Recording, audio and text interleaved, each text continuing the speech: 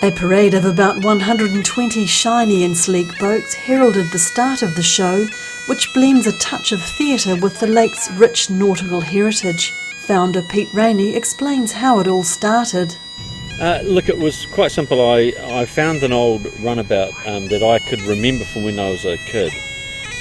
That was for sale on the side of the road, heading up country towards Lake Rotoiti, and I bought it and spurred my interest in restoring this boat.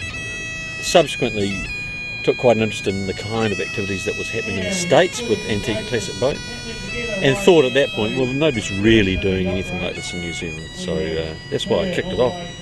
Mr Rainey says the standout for him this year was former world speed record holder Peter Knight, his son Peter Knight Jr. and grandson Andrew Knight. In 1968, Mr Knight Sr. and his self-built hydroplane Bel Air 3 set a world speed record of 177 miles an hour on Twisel's Lake Rotoiti. The boat was relaunched last year by Peter Knight Jr. Mr Knight, who's now 86, says it was a special time for him being back at Lake Rotoiti.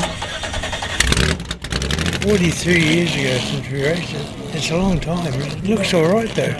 So Peter, tell me about some of the highlights of racing on this lake. Oh, I won the Asphalt Cup on here. New Brighton won the race and we decided to defend up here. So any close calls? No, I went to hospital once from here, from Rotoiti, and I just had a fractured back, and I was okay though. How did that happen? Just a bad corner. I hit my back, but I'll come right now. Bel Air 3 was this year's winner of the show's Supreme Award, the hand-cast copper and silver Jens Hansen Cup. Long-time judge and Nelson boat builder John Harris says the job has got tougher. What do you look for in a winner? It's something that catches your eye. It could be anything. We try not to get fixed down one line. It's getting harder. How does the show compare to others, John? You've been at just about every single one of them. I think this year is going to be our best.